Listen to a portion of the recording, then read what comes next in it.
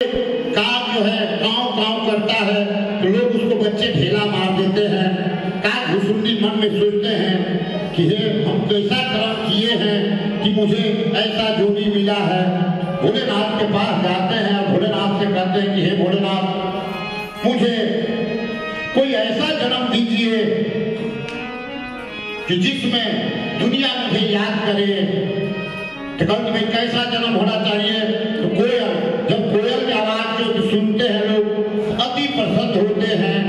तब कोयल से भोलेनाथ पूछते हैं कि जाओ तुम कोयल से पूछना कि तुम सुखी हो।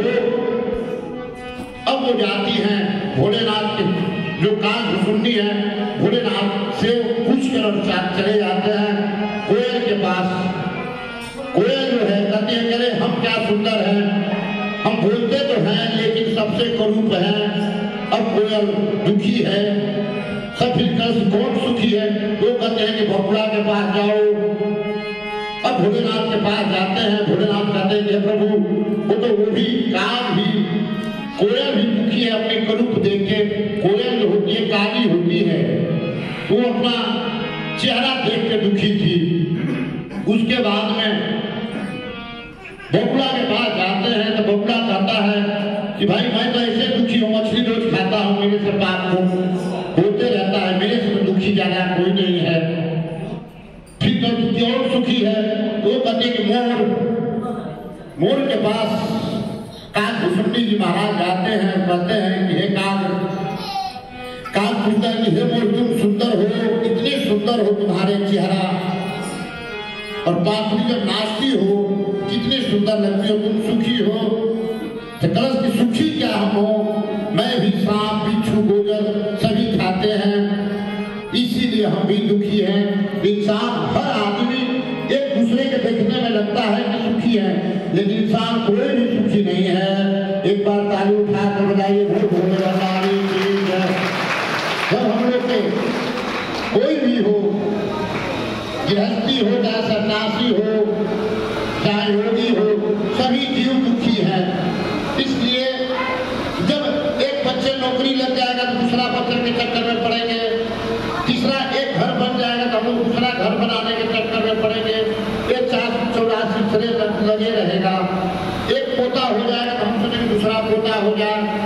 ये संसार चलती रहेगी, हम लोग आएंगे और संसार से चले जाएंगे। इसीलिए इंसान के जितने में है उतने में संतोष और सुखी रहना चाहिए।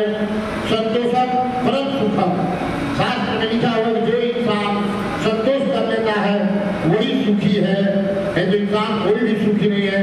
हम लोग मोड़ा बन गए, घर द्वार माँ बाप सब छोड़ दिए, लेकिन फिर भी संसार में दुखी पड़े हुए हैं। ये मंदिर बना दे तो मस्जिद बना दे, समाज में दुखी पड़े हुए हैं। कोई भी इंसान सुखी नहीं है। मन के जब हम लोग मार लेंगे तो संसार सही हो जाएगा। इसीलिए भोले भंडारी जो मेरे कहते हैं कि हे माता पार्वती, महल कोई काम नहीं आएगा, ये तो संसार को दिखाने के लिए है। वे महल में ध्यान लगाओ। हर इंसान को सुबह और शाम थोड़ा बहुत भी भगवान के ध्यान लगा लेना चाहिए। जब हम लोग ध्यान लगाएंगे परमात्मा कभी ना कभी उद्धार कर देगा। बोल सच्चे दरबार के जय, बोल सनातन धर्म के जय, बोल अपने गुरु महाराज के जय, बोल आज की अनंत के जय हो। चलो आरती किया जाए।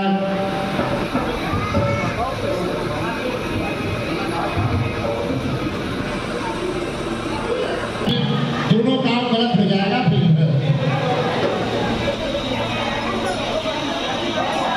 भाई बोलो सच्चे दरबार की। एक भजन होगा और उसके बाद में आरती होगी।